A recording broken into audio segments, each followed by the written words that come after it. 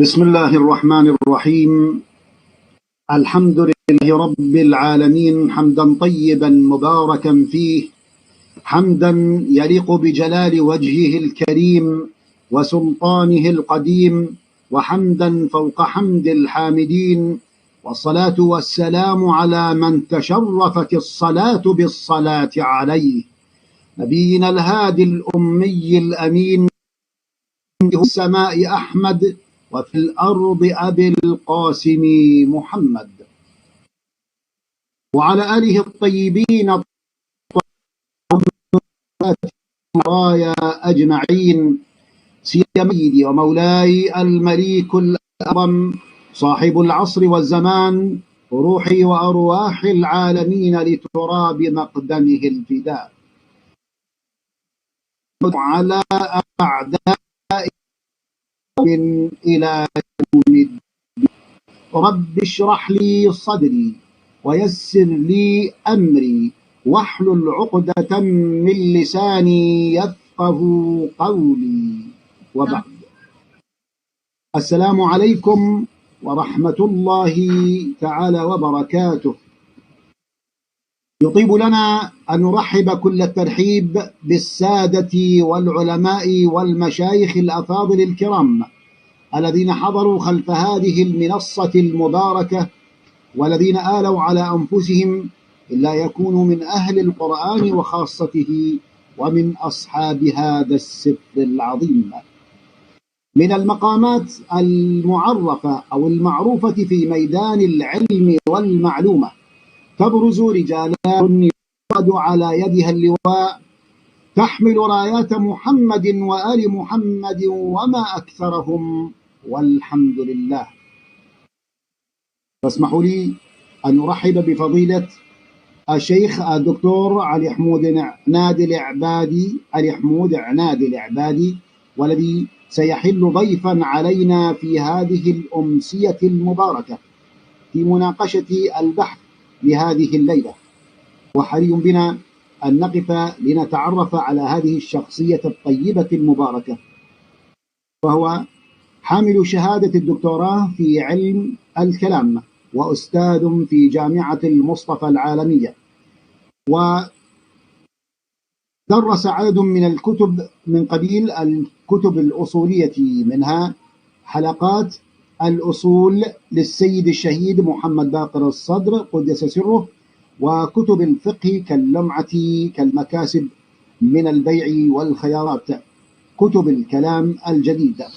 أما مؤلفاته: أولا كتاب أصول الدين في تفسير القرآن، وثانيا كتاب أصفاء الأنبياء والأئمة عليهم السلام في القرآن، كتاب فلسفة الغيبة للإمام المهدي عجل الله تعالى فرجه الشريف، كتاب الوظائف الواجبات في عصر الغيبة، وكتاب أصول العقيدة في النص الحسيني.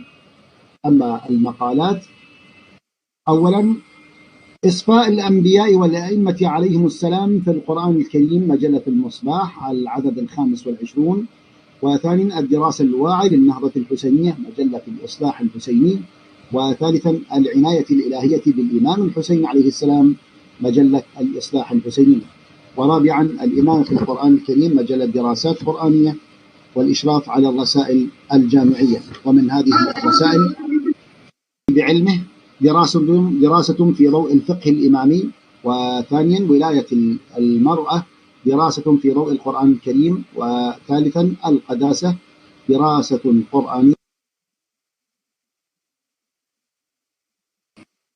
وغيرها الكثير من الرسائل الجامعية، بالإضافة إلى التحكيم لعدد من الرسائل الجامعية.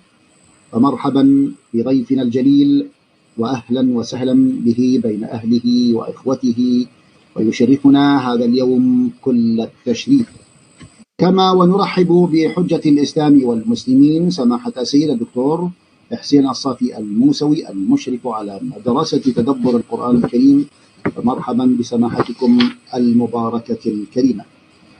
كما ونرحب بالمشرف الخاص على البحث لهذا اليوم، الأستاذ الفاضلة غادة جميل مجيد، وكذلك نرحب بقطب رحى هذه الجلسة المباركة الطالب إدريس أتمان سولاما، وهو من القارة الأفريقية من بلد النيجر، وبحثه الموسوم تدبرات في سورة الشمس، دراسة علمية عملية نموذجية.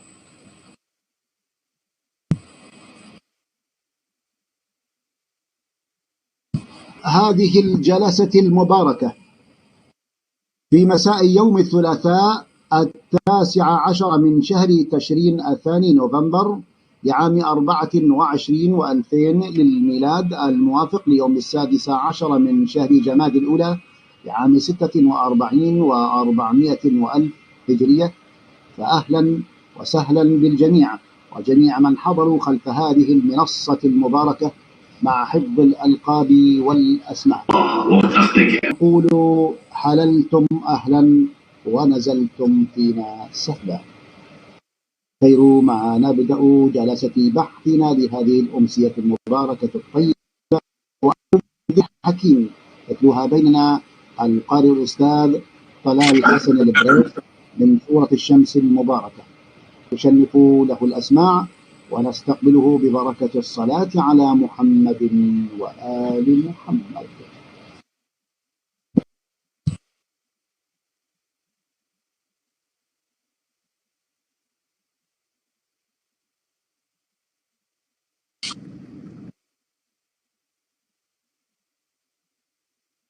ما أدري هل في صوت يا أخوان؟ الله من الشيطان الرجيم. بسم الله الرحمن الرحيم.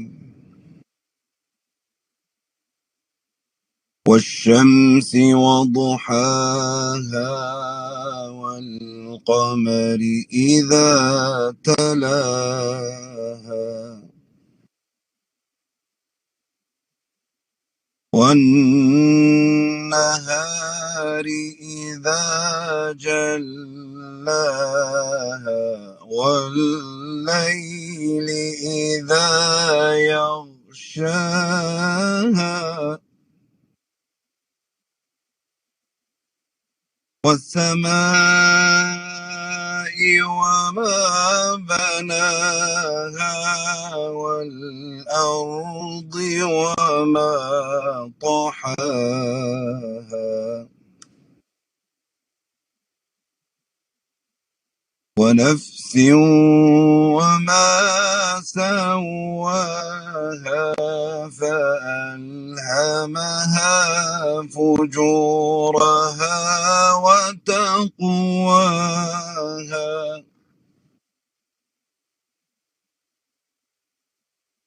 قد أفلح من زكاها وقد خاب من دساها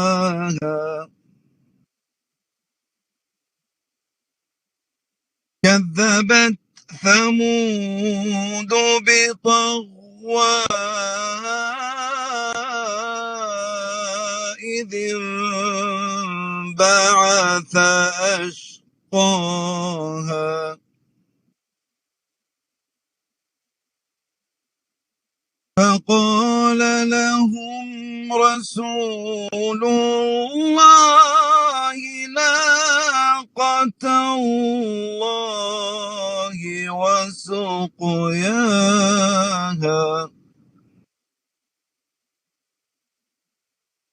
فكذبوه فعقروها فدمدم عليهم ربهم بذنبهم فسواها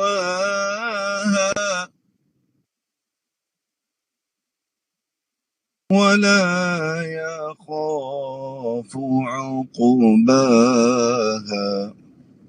آمنا بالله صدق الله العلي العظيم. صدق الله العلي العظيم وصدق رسوله الكريم وإنا على ذلك من الشاهدين. شكرا إلى الأستاذ القارئ طلال حسن البريك على هذه التلاوة العطرة، ونسأل الله سبحانه وتعالى أن يجعلها في ميزان حسناتكم وأن تكونوا من أصحاب القرآن دائما إن شاء الله. إلى الأستاذ الباحث الفاضل إدريس أتمان سولاما لكي يسلط الضوء اختصارا على بحثه الموسوم تدبرات في سورة بس حين تأمين الصوت إلى فضيلة الشيخ علي العبادي ليبدي ملاحظاته حول بحث الطالب إدريس أتمان سولاما ببحثه الموسوم تدبرات في سورة الشمس، فليتفضل مسددا ومحفوفا ببركة الصلاة على محمد وآل محمد.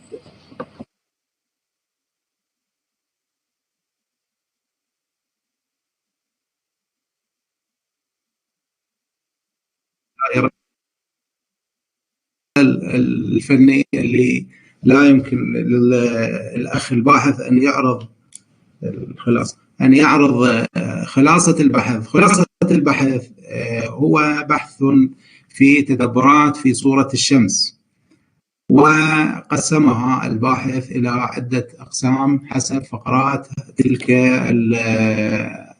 هذه السورة المباركة، وبين فوائد كثيرة ودروس كثيرة من خلال هذه السورة المباركة وهي سورة الشمس.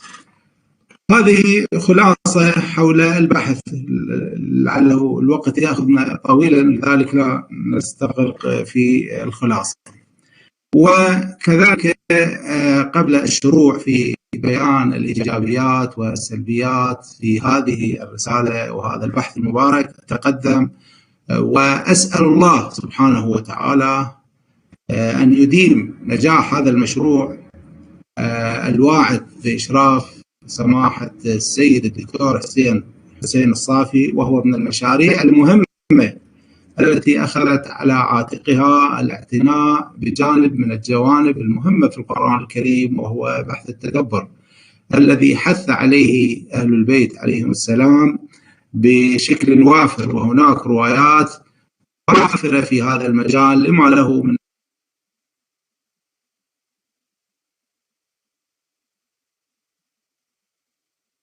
نعم. هذه الرسالة الموسومة بتدبرات في سورة الشمس هنالك الإيجابيات الكثيرة وبصمات الأستاذ المشرف والأستاذة المشرفة واضحة في هذه الرسالة. فنعرض أولا الإيجابيات، بعض الإيجابيات، ونترك البقية للمشرفين، وثم نبين بعض الملاحظات.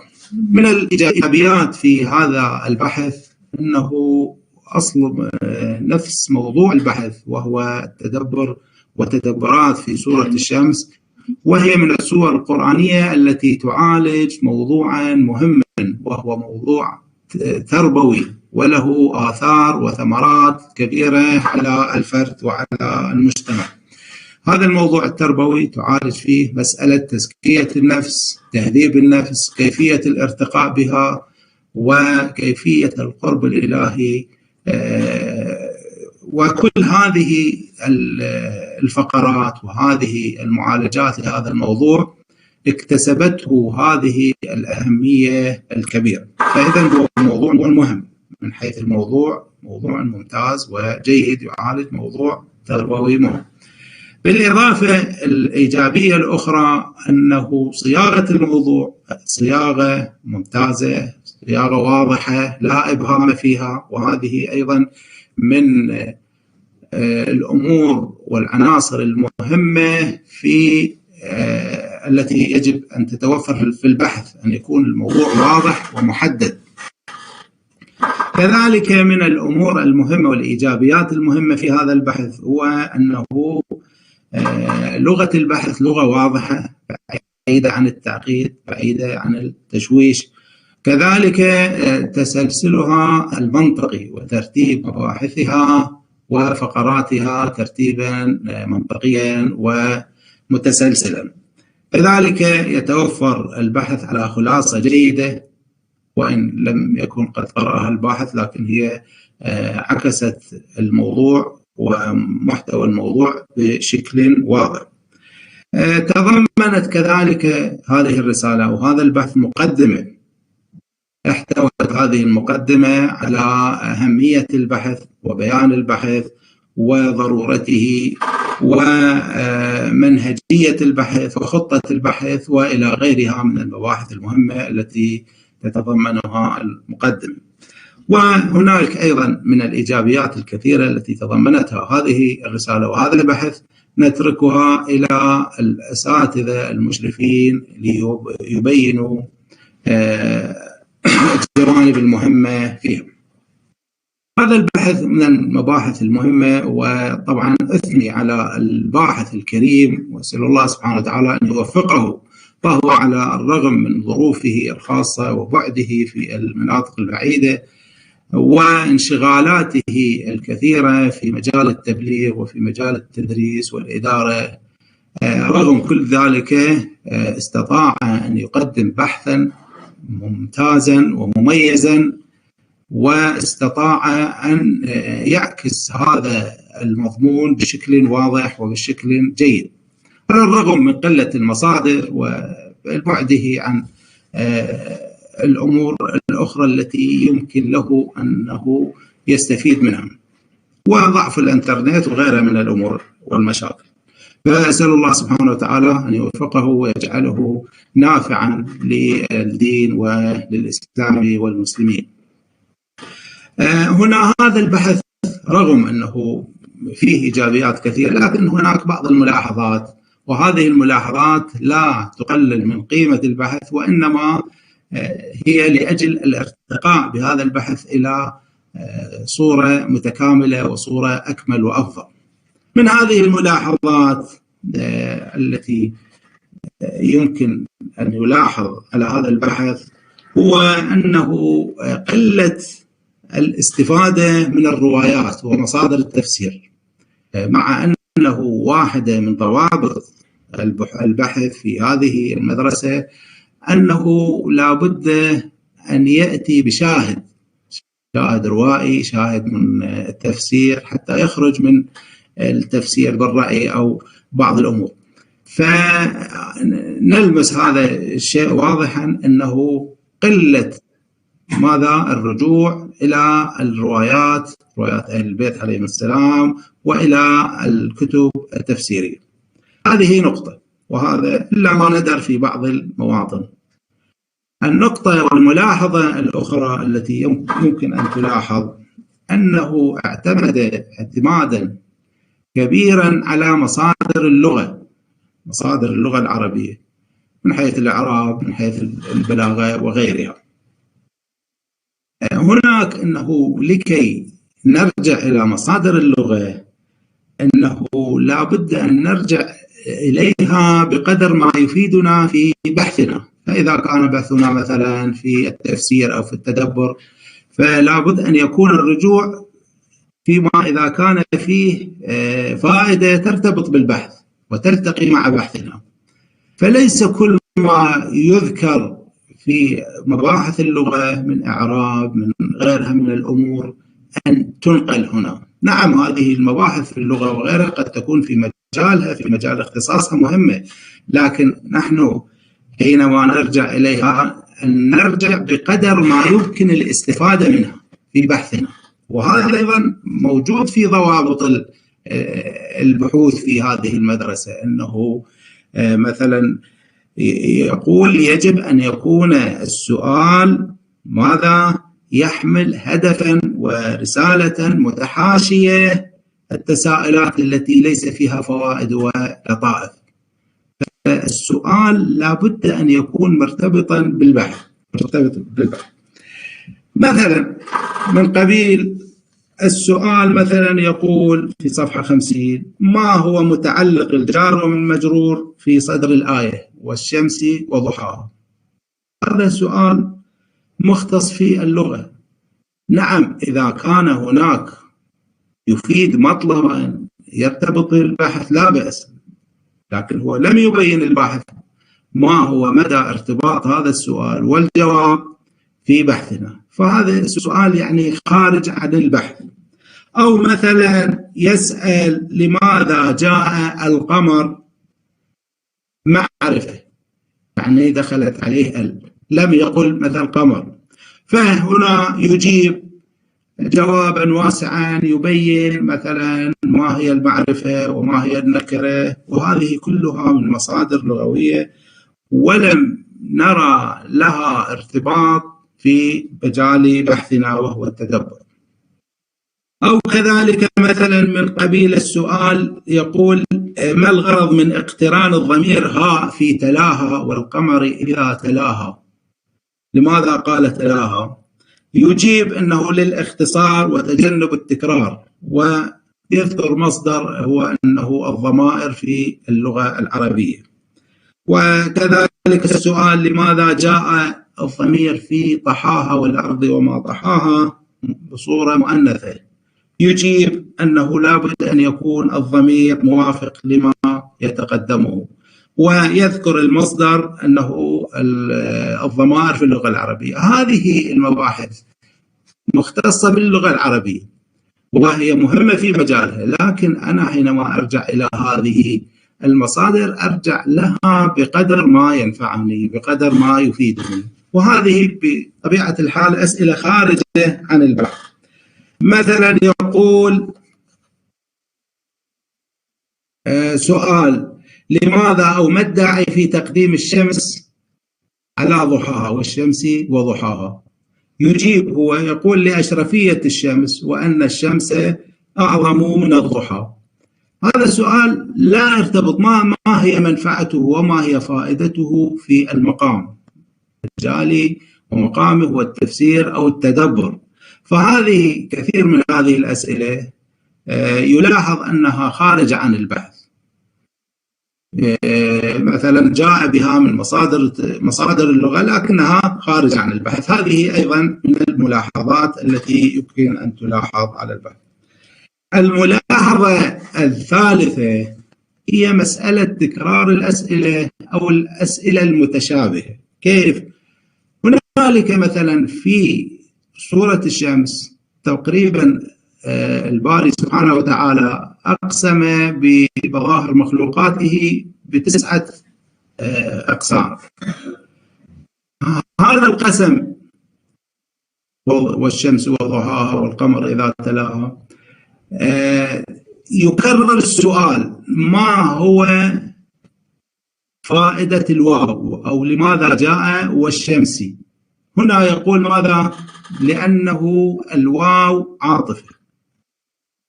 وهذا السؤال يكرره في الفقرات. هذا الواو للقسم، عفوا، يقول أن هذا الواو للقسم لا إشكال فيه. الإشكال من حيث التكرار. هذا السؤال مكرر في عدد هذه الفقرات، فقرات القسم 9 أو 7 على حساب آخر. فهذا التكرار يكون تكرار مخل. الأفضل مثلا يجمعه بسؤال واحد، مثلا يجيب هذا السؤال في الفقرة الأولى والشمس وضحاها، يقول الواو للعطف، وكذلك هذه الواو جاءت في الفقرات الأخرى التي اللاحقة، فيجمعها بجواب آخر. هذا أيضا نوع من التكرار، وهذا أخذ مساحة واسعة لأنه فقرات 9 وكل فقرة يسأل هذا السؤال ما فائدة الواو ويجيب بنفس الجواب. هذه أيضا واحدة من التكرار. التكرار الآخر هو أيضا كرر السؤال بأنه لماذا عرف القمر، عرف الأرض بالألف واللام ولم تأتي نكرة؟ لماذا لم يقول وقمر مثلا؟ قال والقمر إذا تلاها. هذا التكرار أيضا تكرر السؤال، نفس السؤال والجواب في هذه الفقرات 9، فيأتي بالسؤال ويأتي بالجواب نفس الجواب، وأخذ يعرف ما هي المعرفة وما هي النكرة، ثم يجيب على هذه الفقرات بجواب واحد. الملاحظة التي تلاحظ على ذلك، أولا أن الدخول في مبحث المعرفة والنكرة أولا أنه خارج عن البحث ولا ينفعنا في بحثنا، وإذا وجدت منفعة لم يبينها الباحث. هذه أولا. والشيء الثاني هذا التكرار يمكن أن يجيب بجواب واحد يقول أنه عرفت هذه المخلوقات التي أقسم بها الباري سبحانه وتعالى للسبب الكذائي مثلا، ويذكر السبب ويجمعها بجواب واحد. هاي أيضا من الملاحظات التي تلاحظ على البحث. وأكرر وأجدد أن هذه الملاحظات هي ملاحظات تكميلية، وإلا البحث ممتاز وجيد. الملاحظة الأخرى، هناك بعض الاستفادات تحتاج إلى بيان أكثر. مثلا في بحث البسملة، بسم الله الرحمن الرحيم، الباحث لم يراجع إلا بحوث اللغة، فبحث من حيث اللغة ولم يذكر هذه المباحث، لم يذكر أي فائدة تفسيرية أو تدبيرية في مباحث اللغة، ولم يستشهد بروايات، مع أن بحث البسملة من البحوث التي يعني أولى لها العلماء، وكذلك وردت في الروايات المتضافرة معنى البسملة، ولماذا قال جاء باسم جلال الله ومعنى الرحمن والرحيم. بحوث متوفرة ووافرة جدا غطت هذه المسألة. هنا الباحث لم يأتي بشيء من هذه البحوث، وإنما اقتصر على مباحث اللغة التي لم تلامس البحث التفسيري أو البحث التدبري. النقطة الأخرى، سأل هذا السؤال: لماذا اختير اسم الله اسم الجلالة الله بدل من غيره من الأسماء؟ لم يقل باسم الخالق، باسم الرزاق، قال باسم الله. أجاب بهذا الجواب، قال: شمولية اسم الله ولتمامية معاني الأشياء الكثيرة حيث تشرق على صفحات الأنوار، أنوار البهاء. هذه العبارة أولا ليست واضحة. ثانيا، بحث اسم الله سبحانه وتعالى أيضا من البحوث الواسعة في مباحث التفسير، والروايات المباركة أيضا أشارت وذكرت لماذا استخدم وجاء الباري سبحانه وتعالى باسم الجلالة، لفظ الجلالة الله، دون غيره من الأسماء، باعتبار أن اسم الله هو اسم جامع لجميع الكمالات الإلهية. وبينته هذه الروايات، فلا بأس بالاستشهاد ببعض الروايات التي تبين هذا المطلب بشكل واضح. ينقل مصادر مثلا اللي هي جاء بها في بحث التفسير، يقول مصدر الجداول في إعراب القرآن مثلا، ولم يأتي بشيء مفيد لهذا البحث في هذا المصدر. النقطة الأخرى مثلا جاء في صفحة 51 درس عقائدي، قال: وأقسم بالشمس والشمس وضحاها. قال هذا الشمس يستفاد منه درس عقائدي، وهو أنه يدل على وحدانية الله سبحانه وتعالى. ويلاحظ على ذلك أن هذه الدلالة بعيدة، يعني الباري سبحانه وتعالى إذا أقسم بالشمس فهذا يدل على وحدانية الله سبحانه وتعالى. الدلالة لابد أن تكون واضحة وظاهرة. نعم، يمكن أن تدل على أن الله هو الخالق، أما تدل على الوحدانية فهذا دلالة غير واضحة وبعيدة، وإذا وجدت لابد أن تبين بشكل واضح وببيان واضح.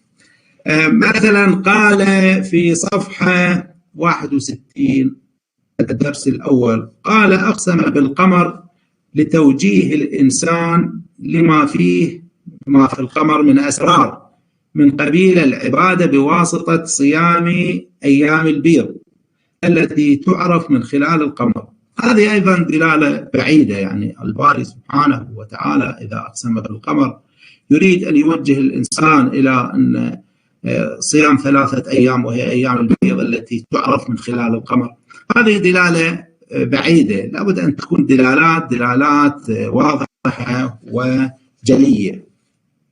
بشكل عام سورة الشمس يمكن أن تقسم إلى 3 أقسام.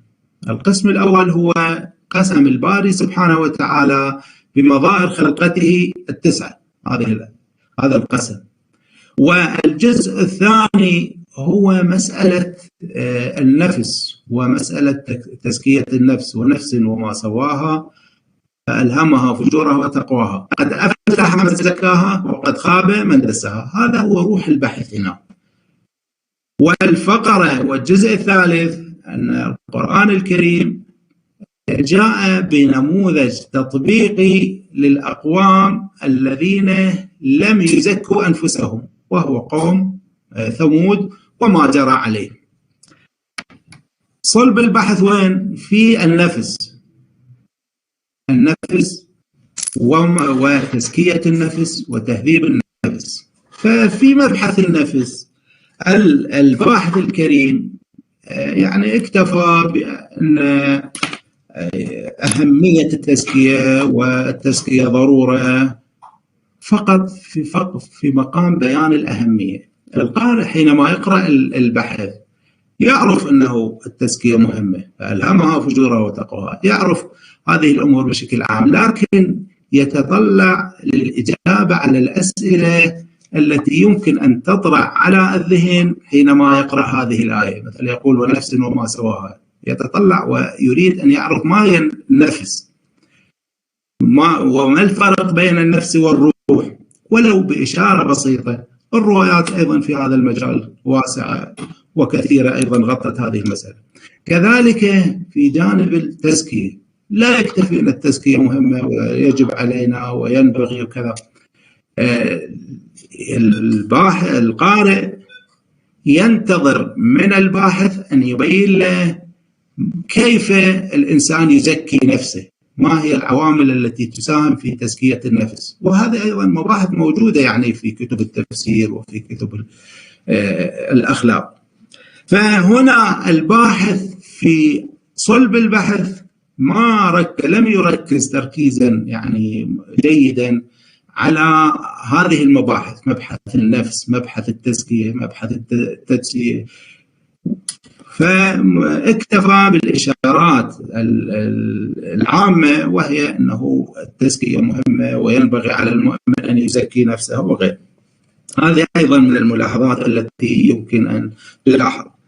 ملاحظة أخرى على الخاتمة. الخاتمة هي عبارة عن نتائج البحث، وتذكر فقط النتائج على شكل نقاط. إن الباحث الكريم جاء بها يعني بين فقط أهمية البحث وضرورته، فلم يعالج هذه المسألة بخلاف الخلاصة. الخلاصة كانت ممتازة وجيدة.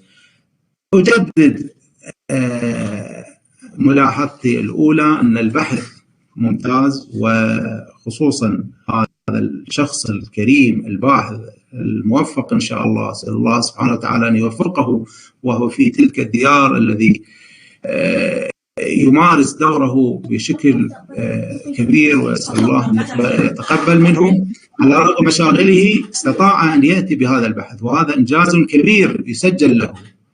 ما ذكر من ملاحظات، هذه ملاحظات بسيطة ويمكن تجاوزها بشكل واضح وشكل سريع. وفي خاتمة هذا البحث أيضا أجدد وأكرر ثنائي لهذا الشخص الكريم، وكذلك أتقدم بالشكر للمشرفين على هذا البحث، وهذا المشروع الواعد والمشروع الكبير.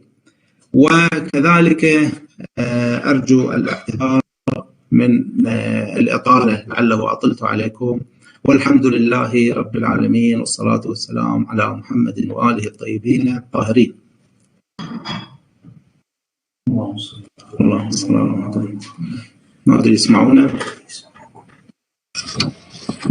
شيخنا الجليل الإمام علي الحسين تقدموا إليكم لعبارات الشكر والتقدير والامتنان لما تفضلت به في طرح هذه الملاحظات حول هذا البحث العباري، وجعله الله في ميزان حسناتكم إن شاء الله، وسيكون لكم الله علما وتوفيقا إن شاء الله. من الجليل أنتم لستم ضيوف على هذه المدرسة، بل أنتم منا ولينا إن شاء الله، ولكن نقول أنتم أصحاب الحق على هذه المدرسة، أهلا ومرحبا وشرفتمونا مشرفين.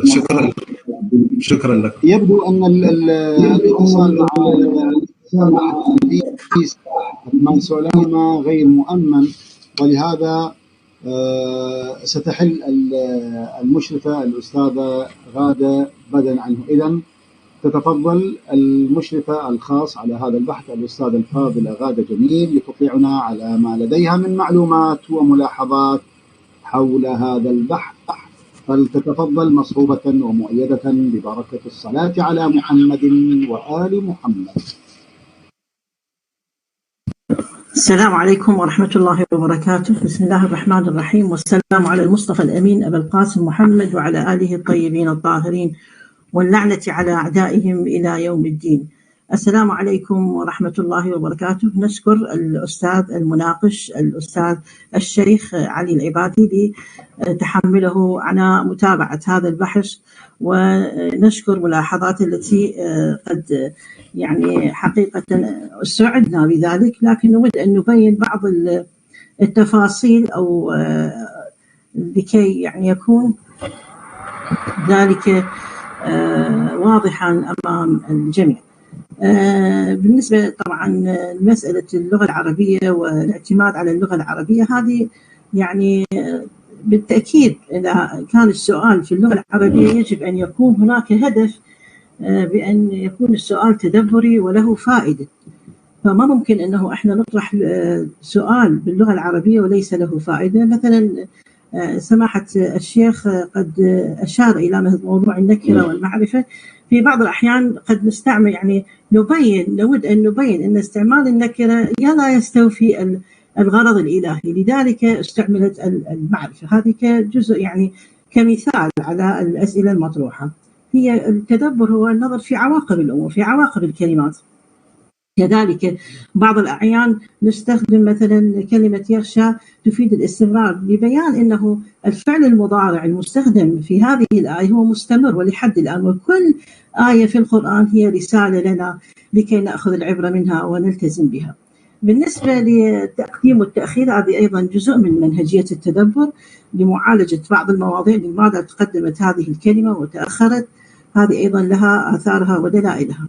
بالنسبة للتكرار، نعم هناك تكرار في بعض الأسئلة، لأنه إحنا يعني حسب التوجيهات سماحة السيد وكذلك حسب الموجود الآن في العصر الحالي، يعني القراءة قد تكون قليلة بالنسبة للمتلقي، فعندما نفرد قد يقرأ بحث منفرد، لذلك نحاول أن نلم بهذا البحث كل ما موجود من ناحية الأسئلة والأجوبة، ولأنه الآيات يعني مكررة فيها نكرة وفيها معرفة فقد تلاحظ أنه هناك بعض التكرار، لكن هي حقيقة حتى إحنا يعني نلم بكل جوانب البحث، وكذلك المتلقي حتى يلم بكل جوانب المعرفية للبحث.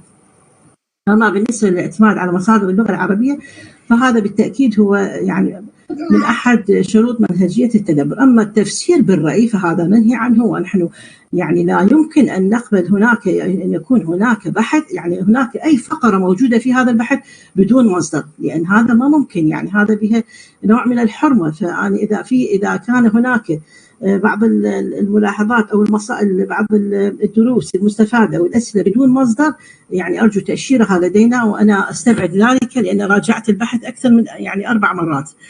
لكن قد يكون هناك بعض التفاصيل، فهذه يجب أنه إحنا يعني نأخذها بنظر الاعتبار، وما ممكن أن يكون هناك تفسير في الرأي. كذلك بالنسبة لموضوع الأيام البيض، وحسب ما يعني أشار إليها الأستاذ المناقش، حقيقة إحنا الدروس المستفادة هي إحنا نحاول أنه نستخرج من الآية الكريمة ما يعيننا في أمور حياتنا لكي تترسخ العقيدة في داخلنا، وكذلك لكي يعني نعرف على أي أرض نقف نحن.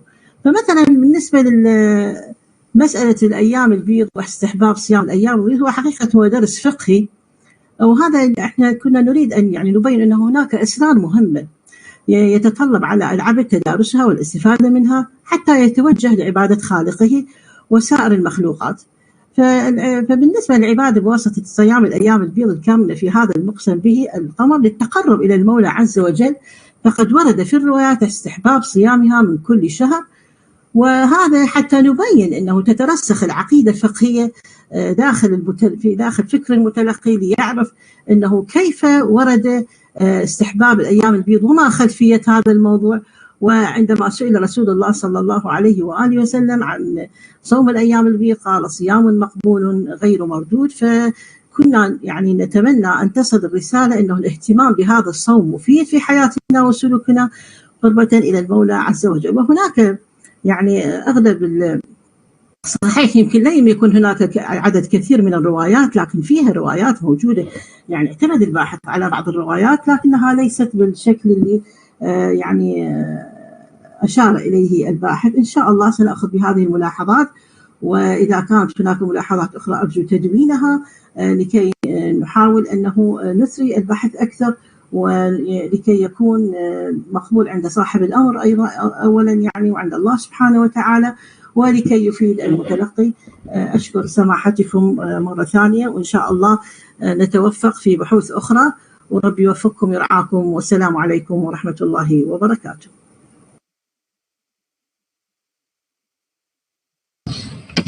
وعليكم السلام ورحمة الله تعالى وبركاته. كل الشكر والتقدير إلى الأستاذة الفاضلة غادة جميل إبراهيم على ما أبدته من ملاحظات حول البحث، وأسأل الله سبحانه وتعالى أن يكلل هدكم بالتوفيق والسداد، وأن تكونوا خير عون للأستاذ إدريس. يبدو أنه الأستاذ الباحث تعذر عليه الدخول إلى المنصة بشكل أو بآخر، ولكن أجدتم وأفضتم إن شاء الله. وقفتنا الآن مع سماحة حجة الإسلام السيد الدكتور حسين الصافي الموسوي، نستمع إلى كلمته حول بحثنا لهذا اليوم، فليتفضل مؤيدا ومسددا ومحفوفا ببركة الصلاة على محمد وآل محمد.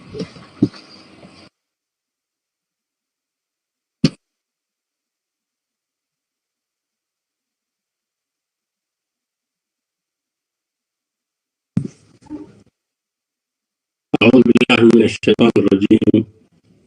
بسم الله الرحمن الرحيم، والصلاة والسلام على سيدنا محمد وعلى آل بيته الطيبين الطاهرين. اللهم صل على محمد وآل محمد وعجل فرجهم وارحمنا بهم يا كريم. السلام عليكم جميعا ورحمة الله تعالى وبركاته. أتقدم بخالص الشكر والامتنان لفضيلة الشيخ الدكتور الموفق الشيخ علي على مجيئه وعلى اهتمامه وعلى إطرائه، وهو في الواقع من الشخصيات التي جاهدت في العلم والقلم، وهو في الواقع مناره في هذا المجال، وهذا من حسن ظني. والذي أسعدني كثيرا أنه وقف وقفات مهمة في هذا السفر وهذا البحث، وفعلا أنا أشاطره الرأي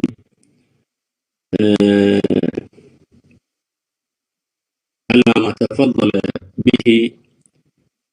هناك بعض التساؤلات نوعا ما إقحامية أو خالية من الفائدة والثمرة، ولا يخفى في الواقع.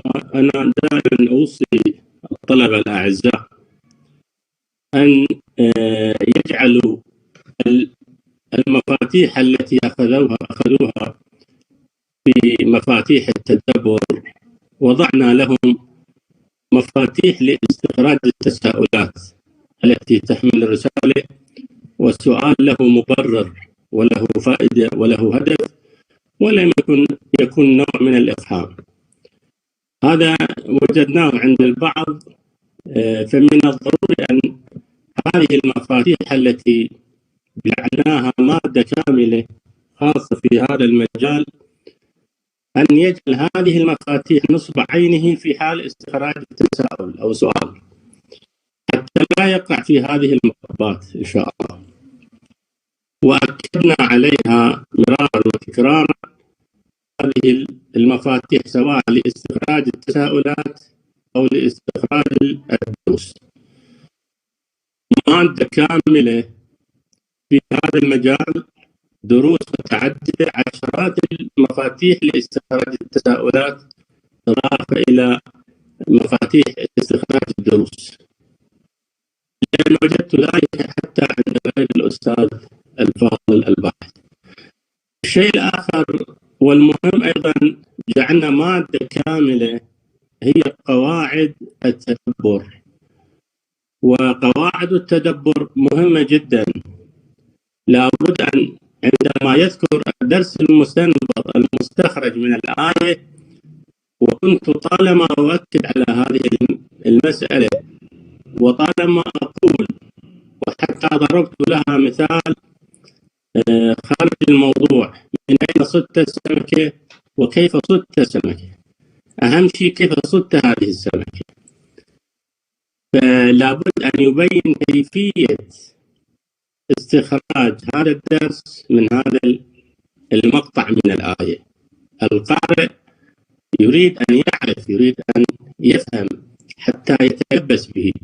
نعم، لكن لا ننسى أن الأستاذ إدريس من الطلبة المجدين والمثابرين والمجاهدين في الواقع. فضيلة الشيخ علي الرفيق العزيز الكريم، الشيخ هو عنده التزامات إضافة إلى إمام مسجد وإضافة إلى نشاطاته. هو جدا مثابر. الظروف التي حلت بهم، لا سيما في الفترة الأخيرة، ما حصل من مسألة الاضطرابات الداخلية، فضيقت عليه نوعا ما الانترنت ووصول وسائل المعرفة.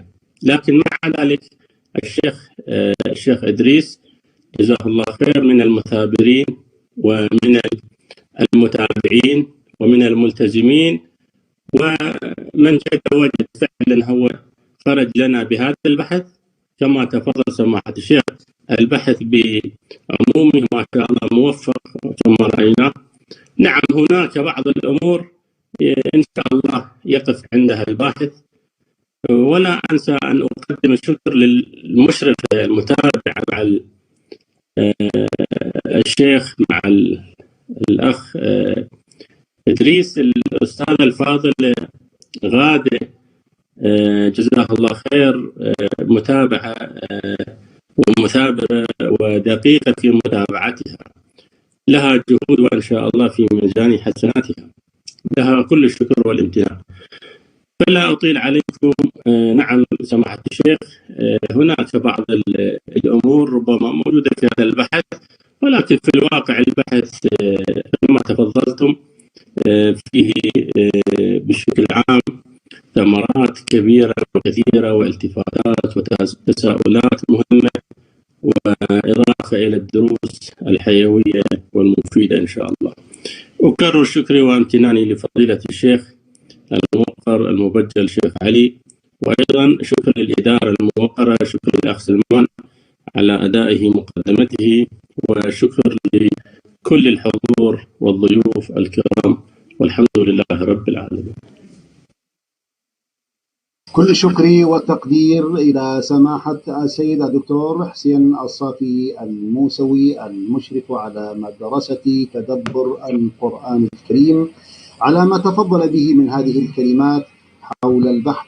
سدد الله خطاكم سيدنا الجليل وجعلكم من المؤيدين إن شاء الله.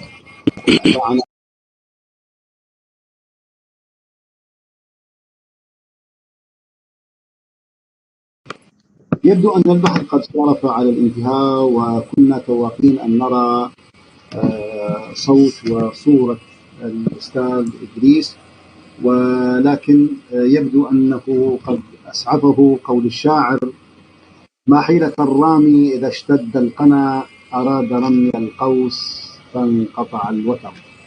على أي حال، نترك الآن المجال إلى كل الأخوة والأخوات والعلماء الأفاضل خلف هذه المنصة المباركة إذا كان لديهم أي سؤال أو استفسار حول البحث وتفاصيله، وننتظر منكم السؤال إن شاء الله.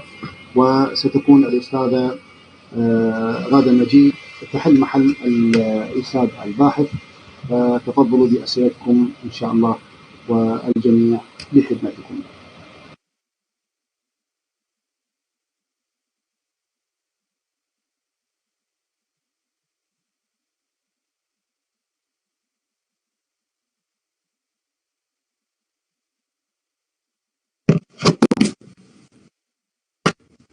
نعم، الأستاذ رقية الطويل تقول: الأستاذ الشيخ إدريس حاول جاهدا أن يصلنا صوته، لكن لم يتمكن من ذلك.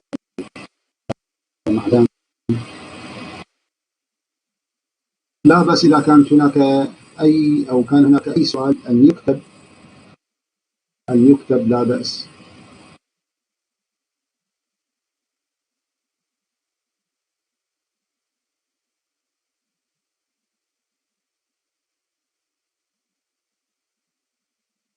نعم أستاذة نريمان، تفضلوا. السلام عليكم ورحمة الله تعالى وبركاته. عليكم السلام ورحمة الله وبركاته. أولا أود أن أشكر جميع الحاضرين في مناقشة الليلة، وأتمنى التوفيق للأستاذ الفاضل إدريس أتومان. وسؤالي للأستاذة غادة أو إلى السيد الموسوي حفظه الله، أنه إحنا إذا نحاول نجد أسئلة تدبرية فطبيعي أغلبها سيكون في اللغة العربية. يعني عندما نقرأ التفاسير، حتى النكات التي نلتفت إليها في التفاسير المختلفة السنية والشيعية وغيرها، أيضا نلاحظ أنه هم يعني مهتمين باللغة العربية، لأن القرآن الكريم أساسا هو لغة عربية.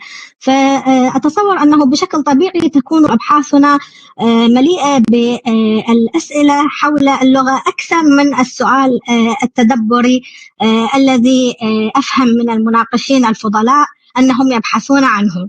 فأرجو التوضيح. شكرا جزيلا.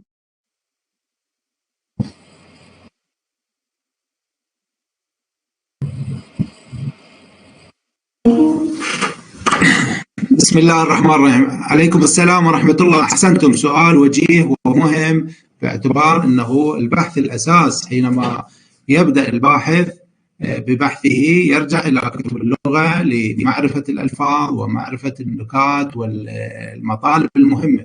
هذا سؤال جيد، لكن المسألة أنه هناك أبحاث تخصصية لا علاقة لها بالتفسير، مثل إعراب القرآن، مثلا ما هو الجار والمجرور، أو ما هو متعلق الجار والمجرور في هذه الجملة، أو لماذا الفاعل هنا مثلا أضمر الفاعل في وضحاها مثلا وضحاها. فهذه الأسئلة، بعض الأسئلة في اللغة من مختصات علم اللغة، وهذا إعراب القرآن يعرب كل كلمة يجزئ القرآن وهكذا. نعم، هناك أسئلة ومطالب مهمة ودقيقة نستفيدها من اللغة. هاي اللي أريد هنا الباحث هنا الإشكال يذكر فقط مثلا متعلق الجار والمجرور كذا، أو لماذا مثلا الواو هنا جاءت للعطف. هذه أمور واضح لا توجد فيها مثلا منفعة مباشرة، وإن وجدت لو سلمنا أنه أنتم باحثون ترجعون إلى اللغة لا بأس. لابد عليكم أن تذكروا المطلب المهم المرتبط ببحثكم. بحثكم تفسيري، أذكر المطالب اللي تناولتها مباحث اللغة والكتب اللغوية في بحثكم، فبمقدار ما يتعلق ببحثكم. فهناك جزء مشترك وهو المباحث والمطالب التي تناولتها أبحاث اللغة المرتبطة بالتفسير بالأمور الدقيقة اللي يبينها. مثلا كثير من مباحث اللغة، من مباحث التفسير نستفيدها من اللغة.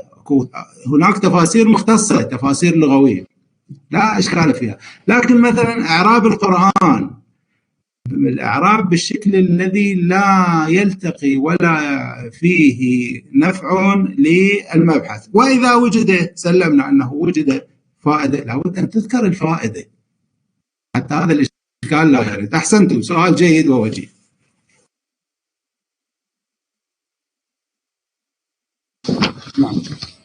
نعم.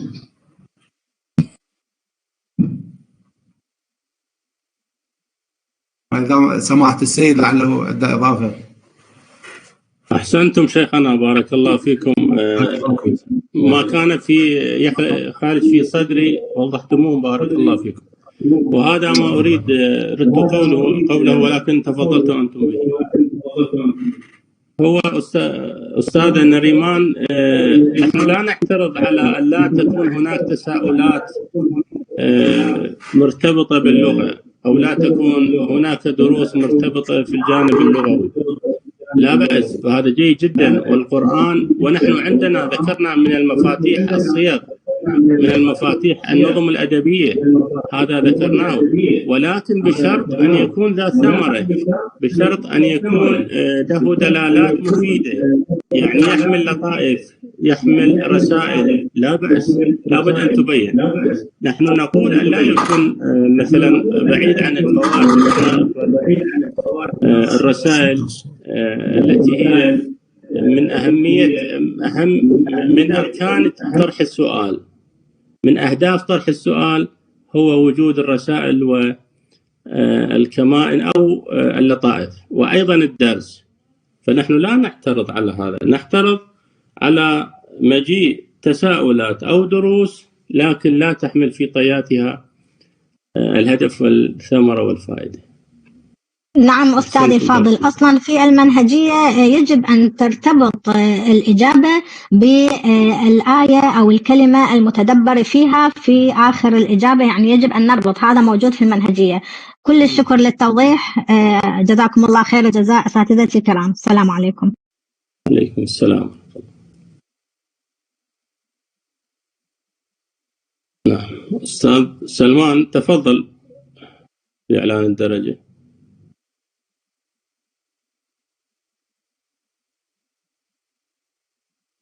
قد انقطع. إذا نحن الآن بانتظار إعلان الدرجة النهائية من خلال المناقشة بين الأستاذ المناقش والمشرف للبحث لإعلانها إن شاء الله. ونسأل الله سبحانه وتعالى أن يكلل جهد الباحث المغيب بالإكراه الأستاذ إدريس إتمان سولاما إن شاء الله، وينتهي هذا البحث بكلمة طيبة تناسب جهده الطيب المبارك إن شاء الله.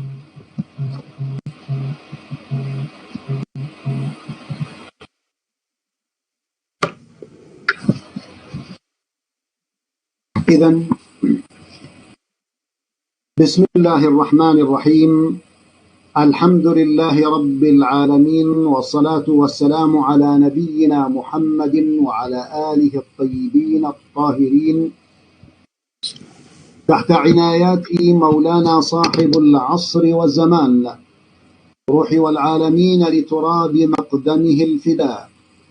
تم عقد هذه الجلسة المباركة للباحث إدريس إتمان سولاما ببحثه الموسوم تدبرات في سورة الشمس بتاريخ الثلاثاء 19 من شهر تشرين الثاني نوفمبر عام 24 و2000 ميلادية، الموافق ل16 من شهر جماد الأولى عام 46 و400 وألف هجرية. وقد عقدت لجنة التحكيم بعد الاستماع إلى دفاع الباحث حول بحثه، وتم قبول البحث وبدرجة 96 ببركة الصلاة على محمد وآل محمد. اللهم صل على محمد وآل محمد. وبدوننا نبارك للأستاذ الفاضل إدريس أتمان سولاما حصوله على هذه الدرجة الرفيعة، وكما نبارك كل الجهود المبذولة لمن وقف وراء هذا الجهد الكبير بحق من علماء وأساتذة ومشرفين وإدارة المدرسة، بل وكل الطلبة الأفاضل الذين يرون بأم أعينهم هذه النجاحات المتتالية والباهرة وغير المسبوقة، والتي تنم عن فيض العلوم التي يتلقاها المريد لهذه المدرسة المباركة، التي تنعكس من خلال الخلاصة ومن خلال خلاصة الدراسة لهذه النتاجات العالية وعلى يد العلماء الأجلاء. وفي الختام لا يسعنا إلا أن أتقدم بالشكر الجزيل لكل من كان معنا في هذه الأمسية المباركة.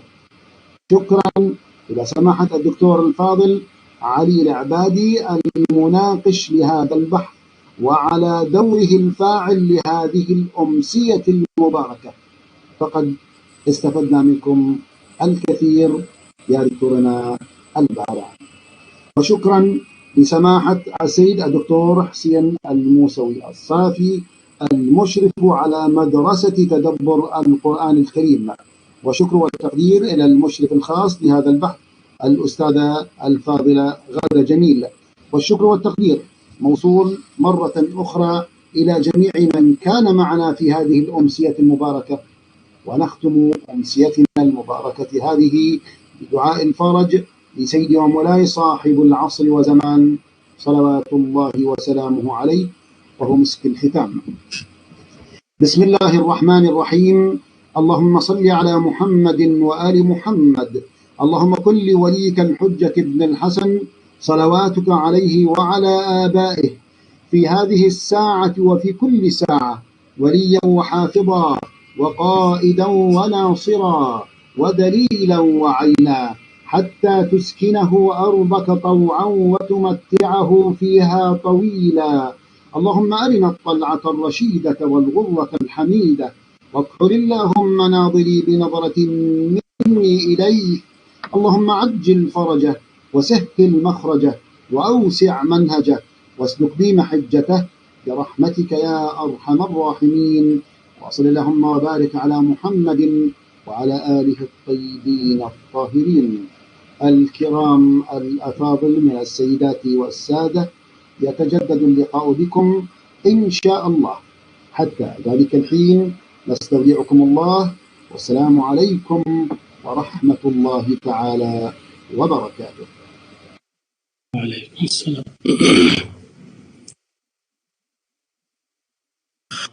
على حضورهم وعلى استماعهم. شكرا جزيلا، بارك الله فيكم.